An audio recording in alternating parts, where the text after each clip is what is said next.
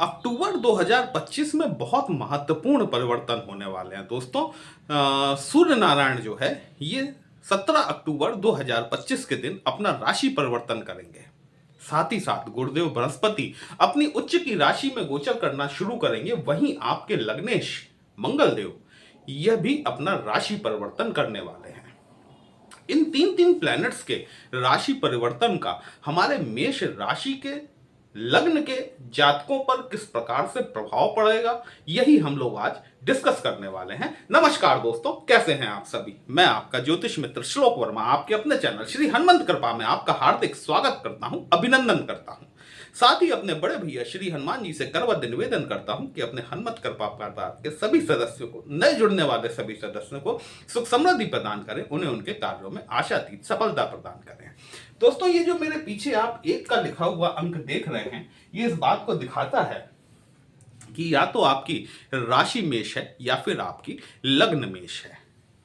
सूर्य नारायण जो कि आपके पंचम भाव के स्वामी होते हैं, 5th हाउस के लॉर्ड आपके सूर्य देव होते हैं, ये अपना राशि परिवर्तन करने वाले हैं। 17 अक्टूबर 2025 को ये सूर्य देव जो है ये तुला राशि में गोचर करना शुरू करेंगे और तुला राशि में सूर्य जो है नीच के हो जाते हैं। शनि यहां पर तुला राशि में उच्च के होते हैं, ठीक है। तो अब आप शनि से अनुमान लगा सकते हैं कि जहां पर शनिदेव उच्चता को प्राप्त करते हैं, अर्थात शनि चूंकि एक ठंडा ग्रह है, शीतल ग्रह है, तो यहां पर शीतलता जो है ना वो हाई क्वालिटी की होती है।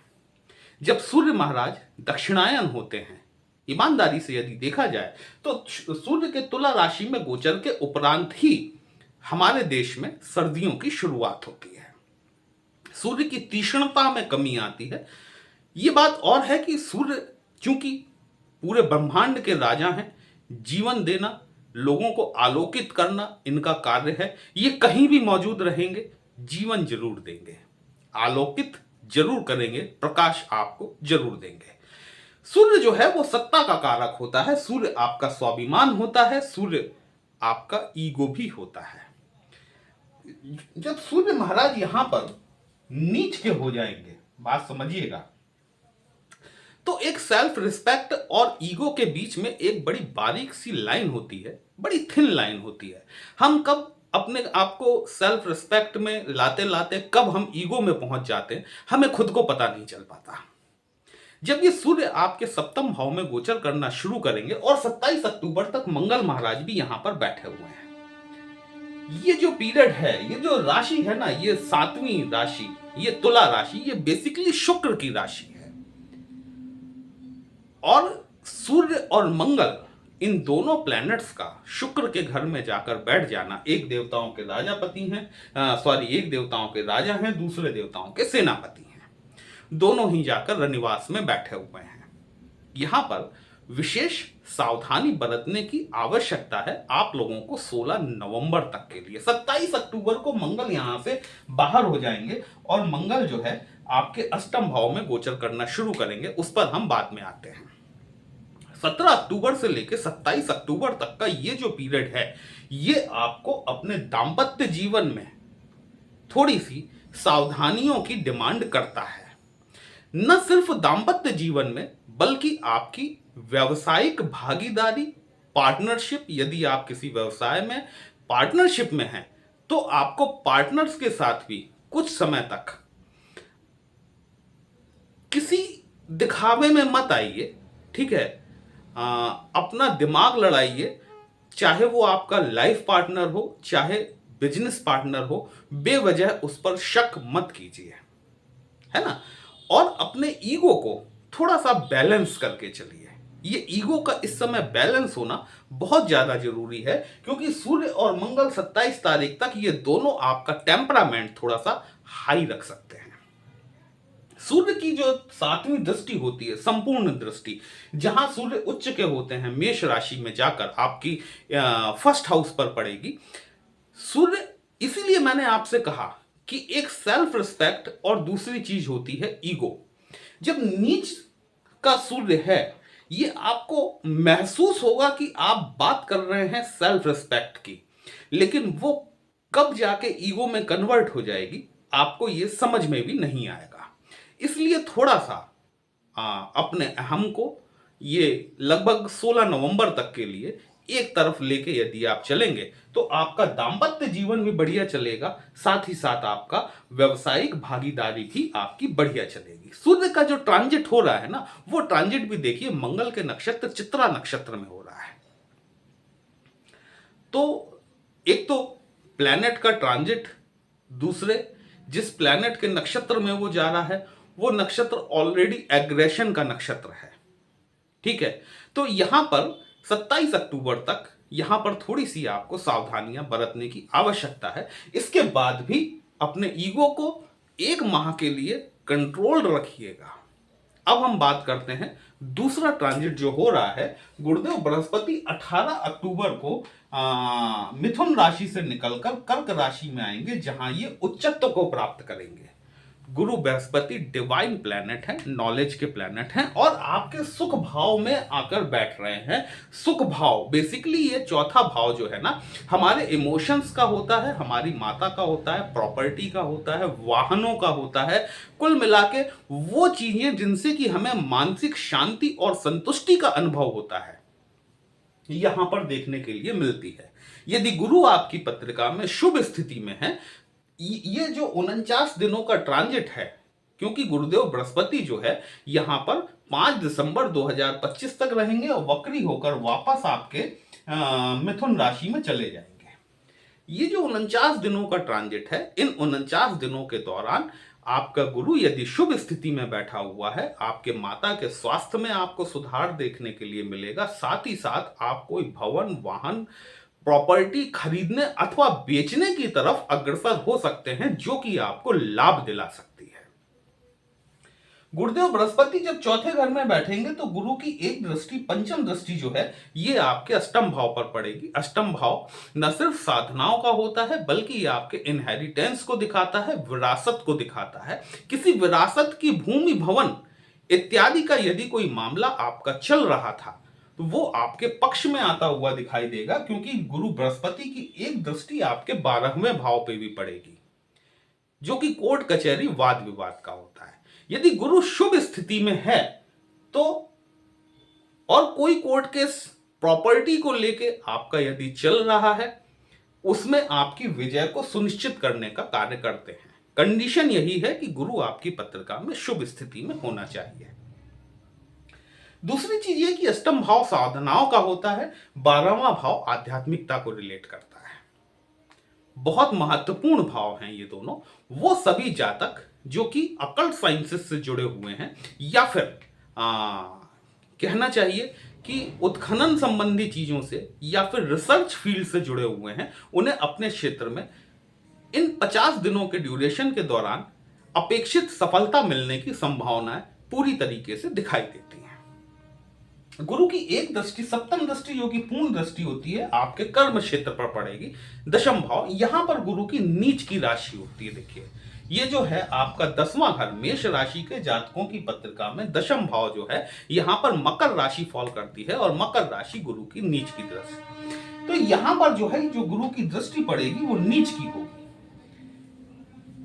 अपने वरिष्ठ अधिकारियों के साथ में थोड़ा सा सामंजस्य बना के चलिएगा, क्योंकि सप्तम भाव में सूर्य, ये आपको ईगो दे रहा है। गुरु की सप्तम दृष्टि आपको आपके वरिष्ठ अधिकारियों, कर्मचारियों, सरकार के साथ में, शासन के साथ में, सत्ता के साथ में, इस दौरान आप यदि अपने ईगो को कंट्रोल रखेंगे तो आपका सप्तम भाव भी सुरक्षित रहेगा, साथ ही साथ आपका दशम भाव भी सुरक्षित रहेगा। कोई एक्स्ट्रा रिस्पॉन्सिबिलिटी आपको मिल सकती है। आपको आपकी सीट के अलावा कोई दूसरी सीट का चार्ज भी इस दौरान 50 दिनों के दौरान देखने के लिए मिल सकता है। लेकिन कंडीशन सिर्फ यही है कि अपने वरिष्ठ अधिकारियों, सरकार, सत्ता के साथ में अपना सामंजस्य बिठा के चलें। अपने ईगो को कुछ समय के लिए उठाकर एक तरफ रख दें और फिर आप काम करें। निश्चित तौर पर गुरु महाराज आपको सफलता दिला देंगे। अब बात आती है सबसे महत्वपूर्ण, मंगल महाराज। ये मंगल महाराज जो है, ये 27 अक्टूबर को गोचर करेंगे और गोचर करके आपके अष्टम भाव में गोचर करना शुरू करेंगे। मंगल मेष राशि के लिए उनके लग्नेश होते हैं। पहली चीज। दूसरी चीज ये कि इनका जो गोचर होगा अपनी ही राशि में होगा, वृश्चिक राशि में, लेकिन ये चूंकि 4 नवंबर को कंबस्ट हो जाएंगे अर्थात अस्त हो जाएंगे। कोई भी प्लैनेट जब भी अस्त होता है, और ये मंगल का अस्त होना जो है ना, ये काफी लंबे समय तक चलने वाला है।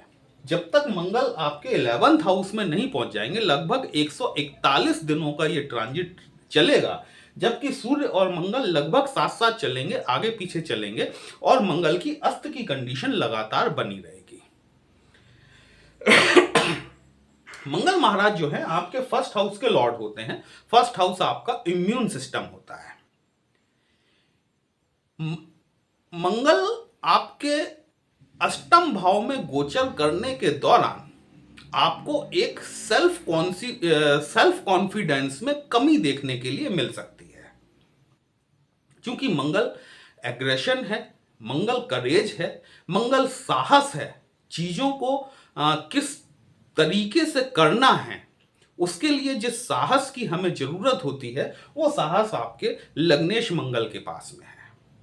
और लग्नेश का अष्टम भाव में जाकर बैठ जाना, ये आपको इस दौरान, ये लगभग 141 दिन का ट्रांजिट है, इस 141 दिन में ये आपको अपने अंदर एक साहस की कमी निश्चित तौर पर महसूस होगी। इसको मैनेज करने के लिए आप हनुमान चालीसा का पाठ कर सकते हैं। मंगल के बीज मंत्र ओम क्राम क्रीम क्रोम सह भौमाय नमः, इसका पाठ आप निश्चित तौर पर, हनुमान चालीसा तो आप निश्चित तौर पर करने की आदत डाल ही लीजिए। सूर्य चूंकि नीच के हैं, आप ओम घणी सूर्याय नमः इस मंत्र का जाप करते हैं। यदि आप आदित्य हृदय स्रोत का पाठ करते हैं, यदि आप सूर्य के 12 नामों का, 12 नामों का यदि आप जाप करते हैं, साथ ही सूर्य को यदि आप जल चढ़ाना शुरू करते हैं, तो कहीं ना कहीं आप अपने सूर्य को मजबूत करेंगे। मंगल देखिए आपका अष्टम भाव में है, लग्नेश है मंगल आपका, ये अष्टम भाव में लग्नेश का गोचर, वो भी मंगल जैसे प्लैनेट का, कोई विशेष शुभ नहीं माना जाता। ठीक है, मंगल की जो चौथी दृष्टि पड़ेगी वो आपके 11th हाउस पर पड़ेगी, लाभ भाव पर। यहां पर आपको थोड़ी सी अपने लाभों में कमी देखने के लिए मिल सकती है। ठीक है, लेकिन मंगल की जो एक और दृष्टि है वो आपके द्वितीय भाव पर पड़ेगी, सप्तम दृष्टि। अनएक्सपेक्टेड गेन्स, यहां मैं आपसे कह रहा हूं कि लाभों में कमी।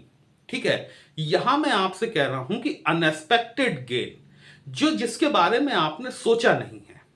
ठीक है, एक लाभ वो होता है जो आप कोई बिजनेस कर रहे हैं और आपको उम्मीद है कि मुझे यहां से 20% का, 10% का रिटर्न मिलना है, वहां तो आपको लाभ में कमी देखने के लिए कमी दिखाई देगी। लेकिन चूंकि अष्टम भाव में गोचर कर रहे हैं आपके लग्नेश और सीधे सप्तम दृष्टि से आपके द्वितीय भाव को देख रहे हैं, वो पैसा जो कि आप भूल चुके हैं, क्योंकि गुरु की भी मदद मिल रही है अष्टम भाव में, अनएक्सपेक्टेड गेन्स, प्रॉपर्टी, विरासत, इनहेरिटेंस, इंश्योरेंस, यहां से पैसा आपको अचानक से मिलता हुआ दिखाई देगा।